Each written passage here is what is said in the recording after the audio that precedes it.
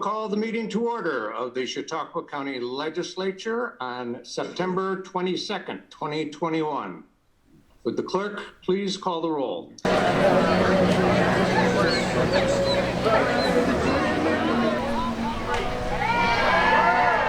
Mr. Bankowski. Here.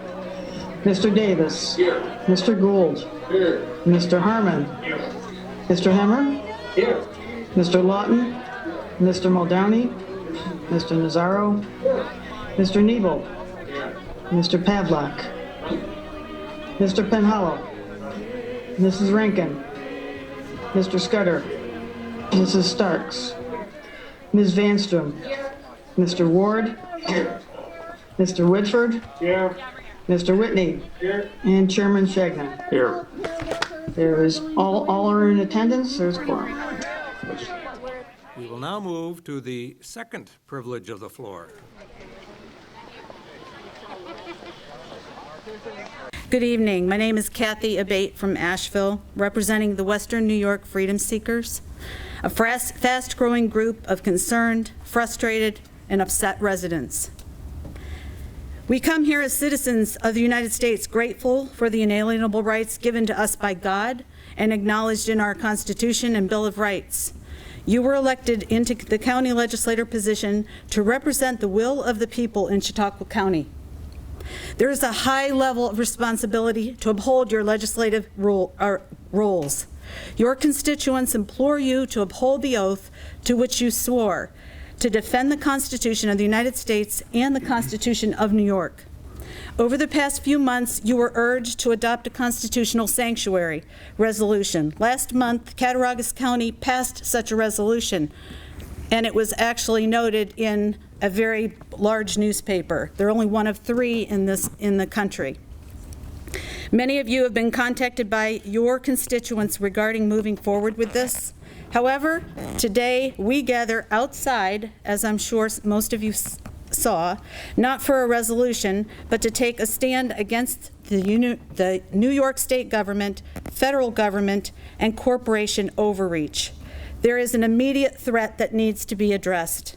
Allowing tyrannical and unconstitutional mandates to be implemented in our county is unacceptable, and we will not stand for it.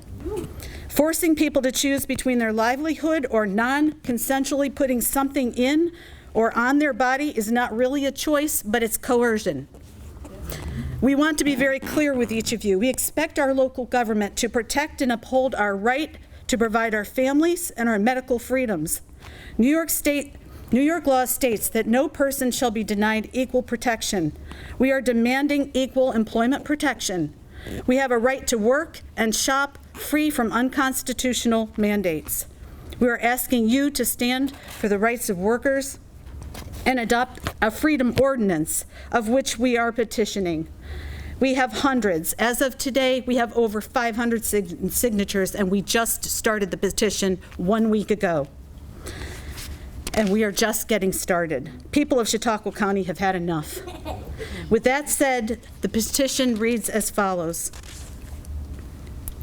We, the undersigned, as patrons to our legal residents of Chautauqua County, New York, are expressing our desires to the Chautauqua County Legislature, the County Executive, and all county administration regarding the threat being imposed upon us regarding our freedoms as guaranteed by the United States Constitution. We are requesting and directing the officials of Chautauqua County government to draft, approve, and enforce an ordinance and any regulations and policies pertaining to the same, which will protect the employment and way of life of those persons working for or doing business with any for-profit or non-profit business or organization. Specifically, we feel our medical background is a private matter and should not be a condition of employment or commerce.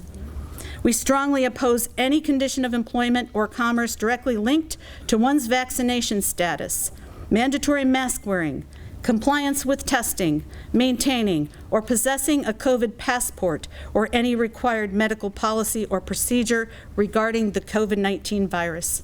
We feel it is a unilateral, arbitrary, and capricious overreach by those for-profit or nonprofit businesses and organizations to impose policies at this time which are contrary to long-standing and established past practice.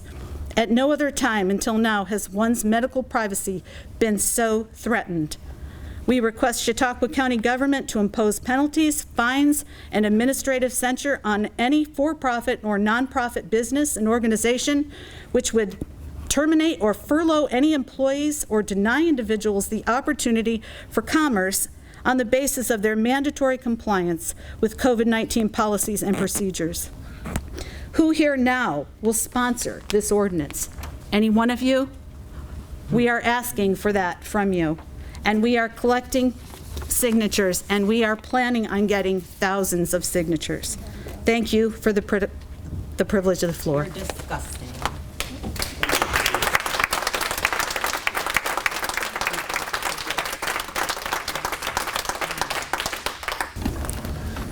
Gerrit Cain. Good evening, Mr. Chairman, members of the Legislature and County Executive. The past few months, individuals from the groups I'm representing have spoken here in order to urge you to adopt a constitutional sanctuary resolution. Last month, Cattaraugus passed such a resolution. Many of you have been contacted by your constituents regarding moving forward with this, and I also urge you to do so. I also want to clarify why we believe such a resolution is necessary. Last month, a few of your colleagues spoke against a constitutional sanctuary resolution. In the defense of, I don't think, or if we all get vaccinated, then this will just end the government overreach that we're concerned about. I encourage you to study your world history and the rise of tyrannical and totalitarian governments.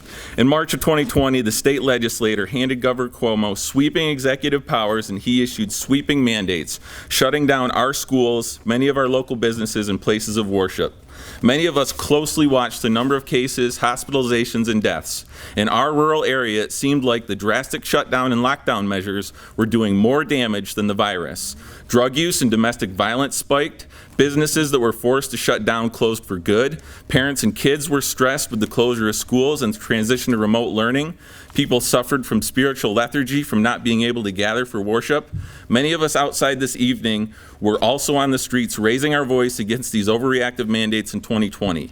And what did you do, ladies and gentlemen? You made some emergency adjustments to the budget, and we appreciate that. And yet, besides that, it was business as usual, except you got to Zoom from your home, and public participation was limited to written statements into the clerk. No opposition to the mandates that were crippling your constituents. What did our county executive do?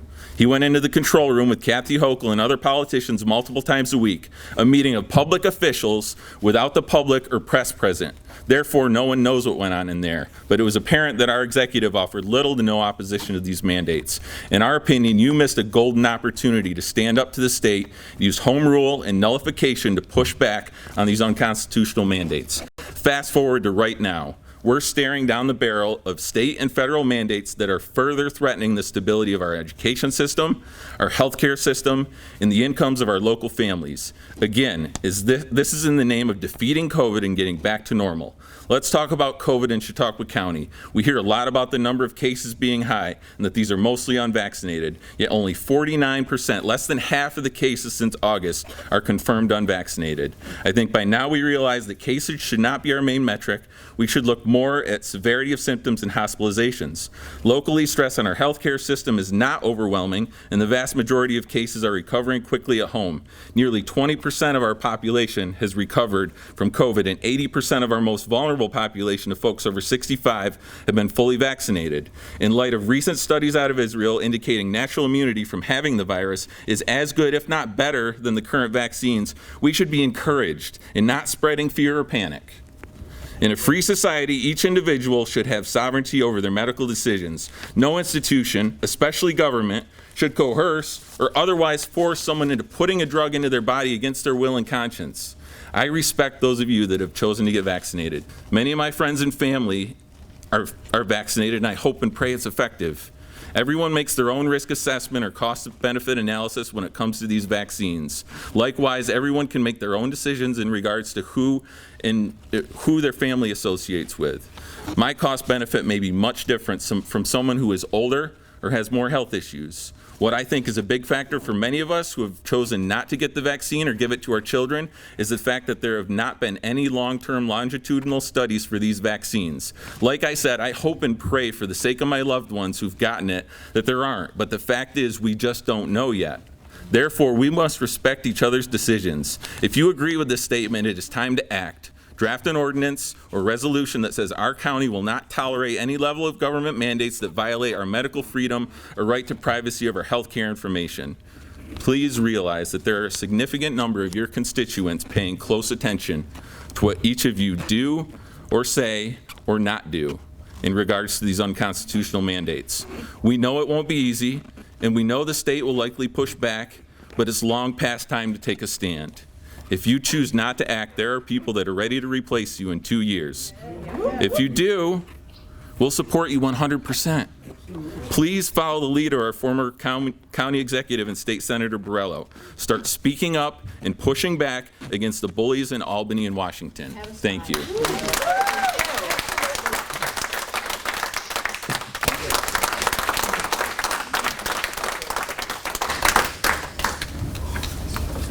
Yes, County Executive. If I could, please, I'm listening just so you hear. It's not rhetoric. The strongest opposition in those control rooms has been my voice. I have fought. Kathy Hochul will tell you. I sat in a meeting last week with county executives across the state. 2 weeks ago, when we found out that there was a letter that went out, I immediately sent an email to Melissa Bukensky, the direct executive assistant to the governor. The governor was in New York City when Melissa called me and said, county executive, she read your email.